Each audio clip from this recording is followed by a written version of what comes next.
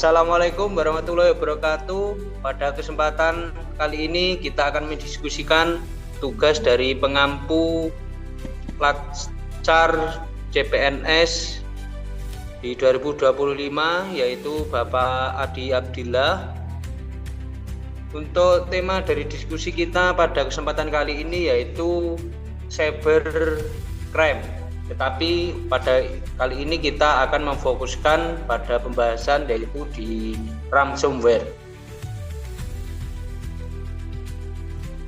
Untuk membatasi diskusi pada kali ini agar tidak melebar, yaitu yang terpenting substansi kita nanti 5W1H, agar apa yang kita diskusikan pada kesempatan kali ini lebih terarah.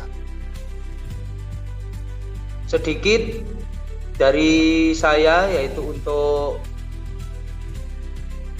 bisa dimengerti bersama, ransomware merupakan sejenis malware atau virus yang disuntikkan melalui software.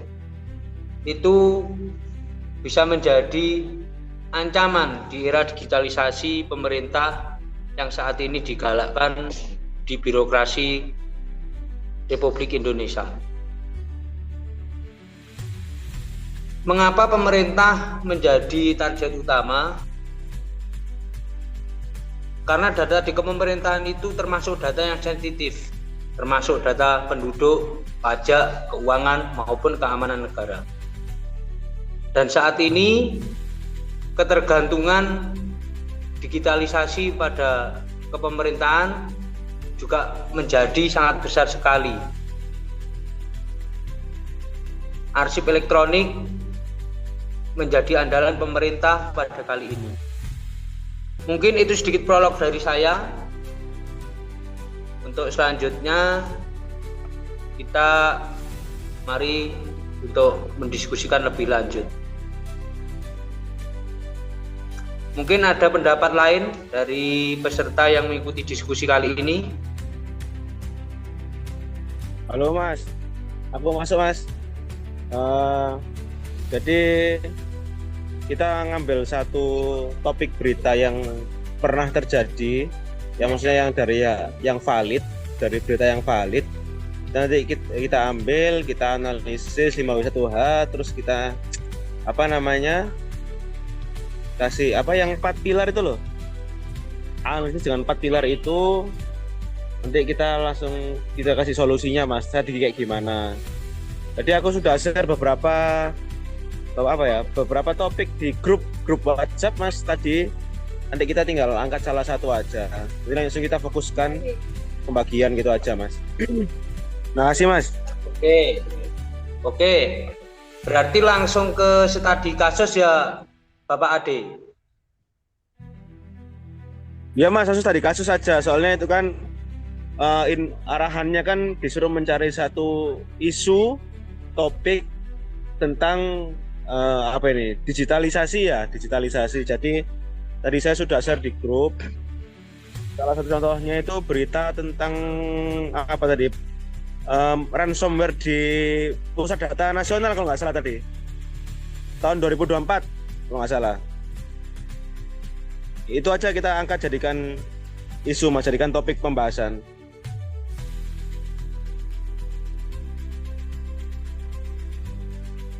Oke, mungkin untuk seluruh peserta bisa membuka link tautan berita yang telah dikirim melalui grup WhatsApp.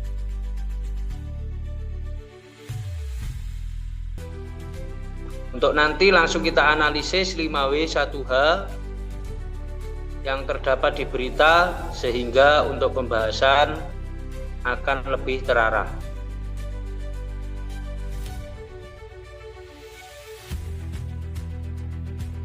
Oke, semua sudah membuka link yang telah dikirim.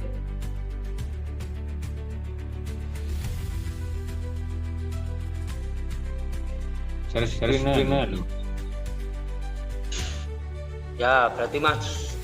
Oke, silahkan Mas Rosyid untuk langsung share screen Mas Rosyid. Di kiriman mana coba? Nah, grup. Coba samain lagi Mas. Kita. Oke, sebentar.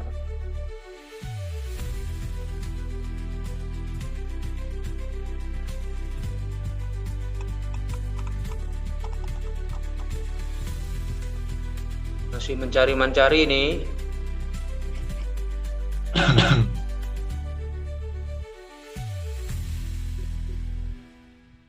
Mas Adi, family time-nya ini terganggu ini. Nggak apa-apa Mas. Itu kalau nggak salah yang dari CNN Indonesia itu, yang log B30 yang ada di balik peretasan PDN, yang judulnya kayak itu. Yang nanti kalau misalkan nggak bisa share screen di sini, anu aja dibaca aja nggak apa-apa Mas. Nanti jadi kita saling info di grup aja. Yang penting kan di sini ada pembagiannya gitu aja Mas. Jadi biar cepat langsung eksekusi. Oke. Kelompok 2. Yang lain mungkin ada saran atau argumen yang lain mungkin. Mas Rosid, Mbak Sylvia sama Mbak Sinta ya tadi ya. Jogja tadi 2. Mungkin ada saran mungkin Mas Bagus. Oke. Mbak Sylvia, Mbak Fajar, mungkin sudah tautan yang tadi di-share sudah terbuka. Monggo jika ada pendapat silahkan untuk diutarakan.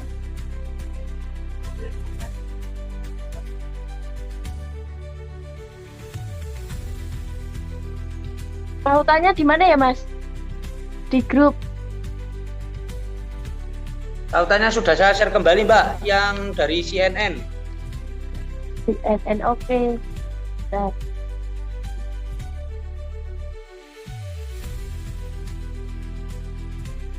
Oke, untuk ini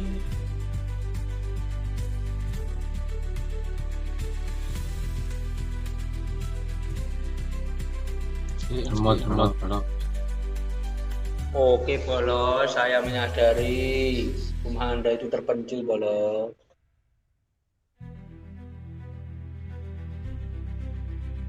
Gak apa-apa Mas, misalkan nggak bisa di share screen nggak apa-apa, biar baca satu-satu aja. Nanti langsung pembagian aja yang 5W1H itu. Nanti misalkan Mbak Sinta sama Mbak Silvi, nanti hasil diskusi mereka berdua langsung kirim ke grup aja, langsung komen di situ, kita langsung tarik kesimpulan. Nah, gitu juga seterusnya, gitu aja Mas. Oke, untuk biar minimal semua sudah tahu ya apa yang akan kita bahas, mungkin akan saya bacakan untuk rilis dari CNN Indonesia. Jakarta,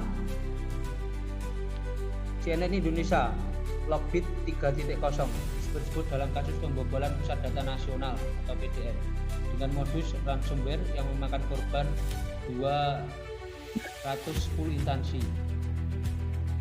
Berarti ini untuk apa sudah jelas ya.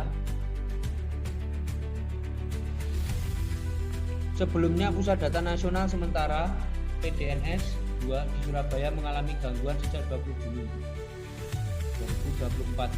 Beberapa layanan publik termasuk imigrasi lumpuh dan baru hari ini mulai pulih sebagian. Insiden pusat data sementara ini adalah serangan cyber dalam bentuk ransomware dengan nama Brandshipper Ransomware.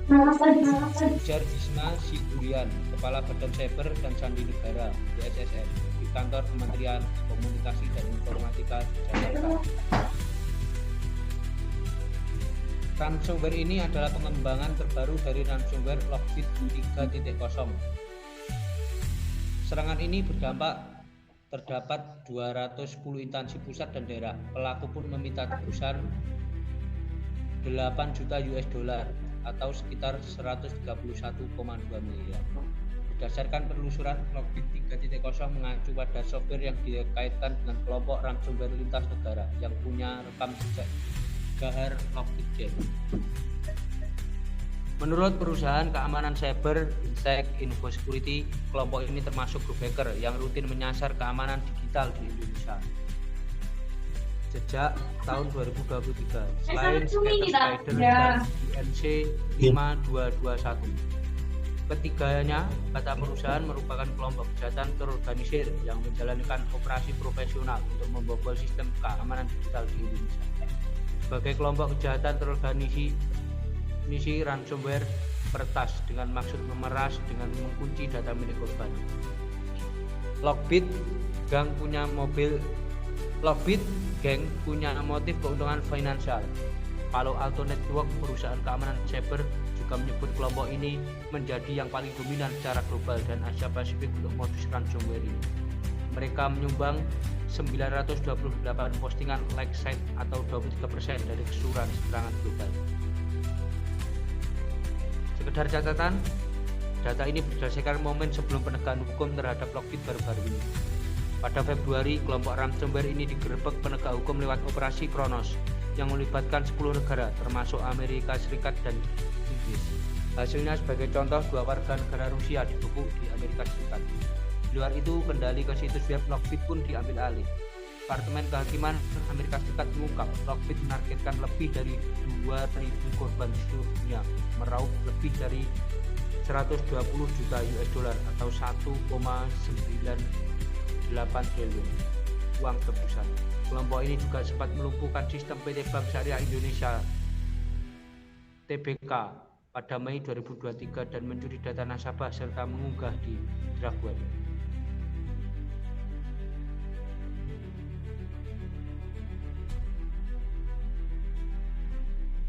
Oke Mas, mungkin tadi dari hasil berita yang ditulis oleh CNN mungkin ada yang ditanyakan.